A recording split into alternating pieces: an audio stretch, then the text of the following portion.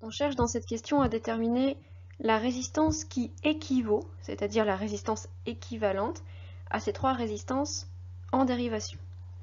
Pour cela, on va utiliser la formule du cours. La résistance équivalente est égale à 1 sur la résistance R1 plus 1 sur la résistance R2 plus 1 sur la résistance R3. Attention, il faut convertir les résistances qui sont ici en kilo-ohms, il faut les convertir en ohms, sachant que 1 kilo-ohm équivaut à 1000 ohms. Ou encore, si vous voulez, sous forme de puissance de 10, 10 puissance 3 ohms. Cela signifie que je vais pouvoir remplacer R1 par sa valeur, à savoir 10 kilo-ohms en ohms, c'est-à-dire 10 000. Je vais pouvoir remplacer également R2, 5 kilo-ohms qui font 5000 ohms, et la dernière résistance qui elle aussi est de 10 kilo-ohms, c'est-à-dire 10 000 ohms. Ce qui nous donne, après utilisation de la calculatrice, 1 sur 2500. Nous avons donc 1 sur R équivalent est égal à 1 sur 2500. On va donc pouvoir utiliser, grâce à cette égalité, la quatrième proportionnelle qui va nous donner donc R équivalent est égal à 1 fois 2500 divisé par 1, ce qui nous donne 2500 ohms. En regardant dans les propositions, on se rend compte que 2500 ohms n'est pas proposé. Par contre, si on convertit ces ohms en kilo-ohms, on se rend compte que 2500 ohms vaut 2,5 kilo-ohms, à savoir la deuxième proposition.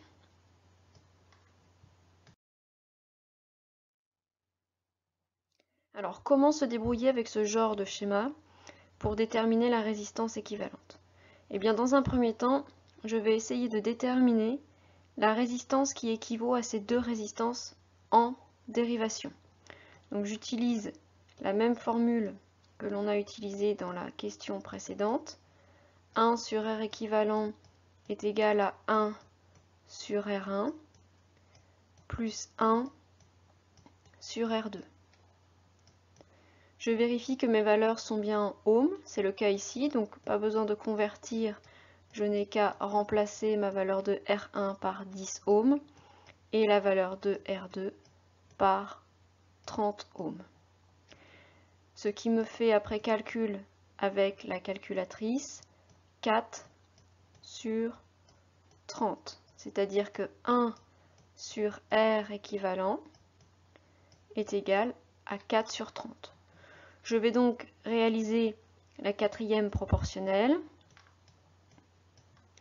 Nous avons donc R équivalent est égal à 1 fois 30 divisé par 4. Ce qui nous donne, après calcul avec la calculatrice, 7,5 ohms. Cela signifie que j'ai ma résistance qui équivaut aux deux résistances en parallèle, elle équivaut à 7,5 ohms, et que juste après, j'ai aussi une autre résistance de 7,5 ohms.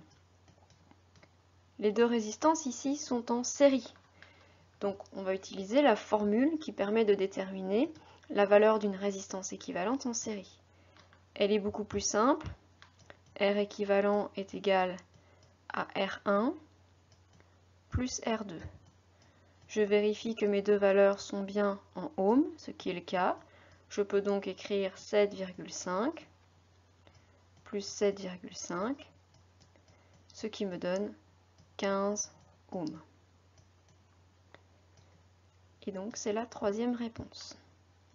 Donc là la stratégie, c'est d'abord d'essayer de calculer une résistance équivalente pour les résistances en parallèle, et ensuite on obtient un résultat un peu plus simple puisqu'on a une association de deux résistances en série, et il suffit de faire la somme des deux valeurs de résistance.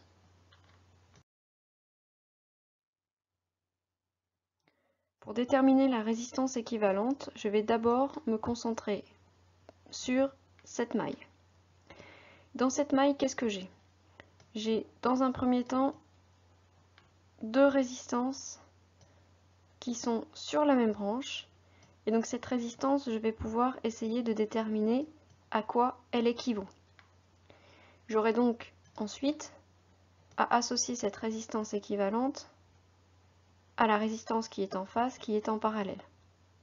Donc commençons par déterminer la résistance équivalente ici en rouge. Donc comme elles sont en série, on sait que la résistance équivalente est égale à R1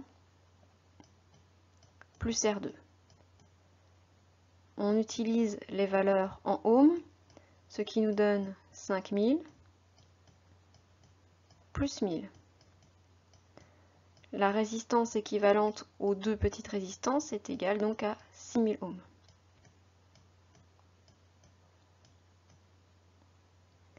Maintenant, occupons-nous de cette résistance équivalente qu'on vient de calculer avec la résistance qui est en dessous. Ça fait donc un paquet de deux résistances qui sont parallèles, en dérivation.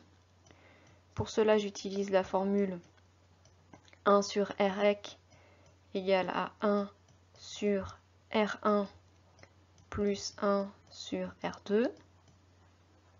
Je remplace par les valeurs qui sont en ohms. Donc R1, on va considérer que c'est R équivalent qu'on a calculé tout à l'heure, qui est en rouge. Donc ça fait 1 sur 6000, plus cette résistance-là, qui vaut 2 kΩ, c'est-à-dire qui vaut 2000 ohms. On utilise alors la calculatrice et on obtient une valeur de 1 sur 1500. Donc dans cette petite partie, dans cette maille en rouge que j'ai entourée, on a réussi à déterminer que une résistance équivalente à ces trois résistances, finalement, c'est ici, R équivalent est égal à 1 fois 1500 divisé par 1, c'est-à-dire 1500 ohms. Ça veut dire quoi? Ça veut dire que j'ai simplifié mon schéma. C'est-à-dire qu'au lieu d'avoir la grosse maille rouge, je vais avoir une résistance équivalente à ces trois résistances qui étaient dans la maille. Cette résistance équivalente, elle fait 1500 ohms. Je vais avoir ensuite celle qui vient après, 0,5 kΩ. On peut déjà même convertir en ohms, ça fait 500 ohms. Et puis juste en dessous, je vais avoir la continuité de ma maille avec une résistance de 6000 ohms. Donc là, qu'est-ce que je fais à ce moment-là? Je fais le même procédé. J'utilise ici la branche et je sais que ces deux résistances sont en série. En série, je fais donc l'addition des deux. Donc j'obtiens donc une résistance ici en bleu qui va valoir 1500 plus 500, c'est-à-dire 2000 ohms. Et je vais donc avoir encore à traiter avec celle du dessous, qui forme finalement ici deux résistances en dérivation. Et donc là, j'utilise pour le dernier calcul 1 sur R équivalent est égal à 1 sur R1, c'est-à-dire celle-ci, donc 2000, plus 1 sur la deuxième, 1 sur 6000. Et on obtient le même résultat qu'on a déjà fait précédemment, 1 sur 1500. Ça veut dire que la résistance équivalente, si je fais mon produit en croix, elle vaut 1500 ohms. Si je regarde dans les valeurs qui sont proposées, je n'ai pas de valeur en ohms, je n'ai que des valeurs en kilo-ohms. Mais si je convertis 1500 ohms en kilo-ohms, j'obtiens donc la réponse numéro 2. Donc ici, pour la résistance équivalente, comment je fais? Eh bien, je vais m'atteler à ce qui est le plus compliqué ici, à ces trois résistances en dérivation. Je vais essayer de déterminer à quoi elle vaut, à quoi elle équivaut. Ce qui me permettra par la suite d'avoir une résistance de 2,5 kΩ plus la résistance qui équivaut à ces trois résistances en dérivation. Donc comment je fais? Eh bien, on se rappelle, lorsque c'est en dérivation, c'est 1 sur Rec est égal à 1 sur R1 plus 1 sur R2 plus 1 sur R3. On se souvient également qu'il faut convertir en ohms, donc 1 sur R équivalent me donne 1 sur 10 000 plus 1 sur 5000 plus 1 sur 10 000. Si j'utilise ma calculatrice, je me rends compte que 1 sur R équivalent est égal à 1 sur 2500.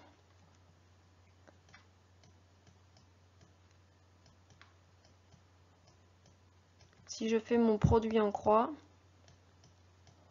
je peux donc calculer que R équivalent est égal à 2500 fois 1 divisé par 1, c'est-à-dire 2500 ohms. C'est-à-dire que cette résistance équivalente ici fait 2500 ohms.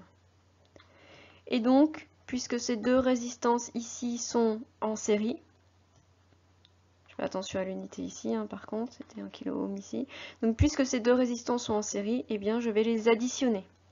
Donc, ça fait 2500 plus 2500, c'est-à-dire que R équivalent total est égal à 5000 ohms, soit 5 kΩ. C'est donc la réponse qui est ici.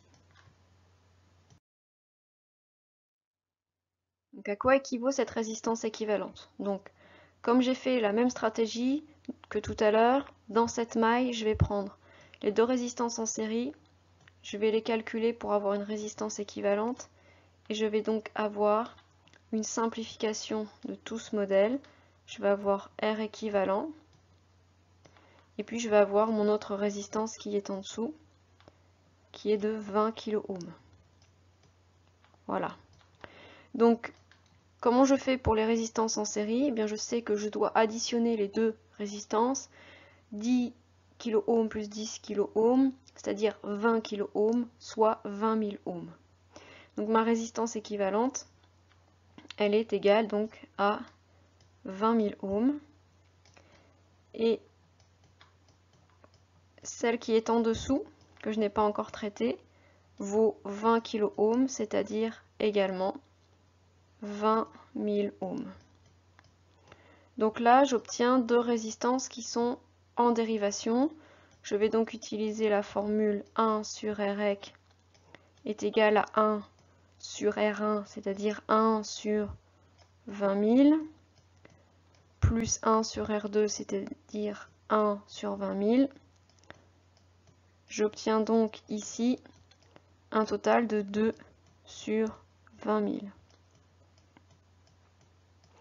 Donc là, si je fais mon produit en croix, il me reste quoi? Il me reste 1 sur R équivalent est égal à 2 sur 20 000. Donc je fais mon produit en croix et j'obtiens donc le calcul 1 fois 20 000 divisé par 2, c'est-à-dire 10 000 ohms. On voit bien que dans les grandeurs qui nous sont données, ce n'est pas en ohms mais en kilo-ohms. Bon, si je convertis 10 000 ohms en kilo-ohms, j'obtiens bien les 10 kilo-ohms, qui sont ici, troisième réponse. Donc ici, c'est très simple hein, par rapport au schéma qu'on avait précédemment. On a deux résistances qui sont en série, tout simplement. Elles sont sur la même branche, elles sont en série. Je vais donc les additionner, en faisant bien attention, évidemment, de bien utiliser la même unité, le ohm. 1000 ohms, c'est donc 1 kilo-ohm, et l'autre résistance, c'est 470 ohms. Donc si je fais l'addition des deux, 1 kilo-ohm plus 470 ohms, c'est égal à 1000 ohms plus 470 ohms, c'est-à-dire 1470 ohms. Ou encore, si on utilise le tableau de conversion, 1,47 kilo-ohms. Donc ici, c'est très simple hein, par rapport au schéma précédent. Une branche, la branche ici, hein, deux résistances en série, on les additionne et on obtient la première valeur. Donc ici, comment on fait? Eh bien, on s'attelle à là où c'est le plus compliqué, on va chercher les trois résistances qui sont en dérivation. On sait que lorsque des résistances sont en dérivation, 1 sur R équivalent est égal à 1 sur R1 plus 1 sur R2 plus 1 sur R3, puisqu'ici on a trois résistances. On vérifie que nous avons bien les bonnes unités, c'est-à-dire en ohms, c'est le cas ici. Donc je peux remplacer par mes valeurs, ça nous fait 1 sur 33, plus 1 sur 33, plus 1 sur 33. Si j'utilise ma calculatrice, j'obtiens 3 sur 33. C'est-à-dire que 1 sur R équivalent est égal à 3 sur 33. Je fais donc mon produit en croix, ce qui me donne R équivalent est égal à 1 fois 33 divisé par 3, ce qui me donne 11 ohms.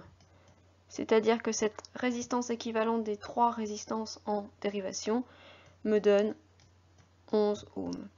Donc j'ai ma première résistance ici qui fait 100 ohms, et puis j'ai calculé ma résistance équivalente qui fait 11 ohms. J'ai deux résistances qui sont en série. Pour pouvoir déterminer à quoi elle correspond au total, à quoi elle équivaut, eh bien je les additionne.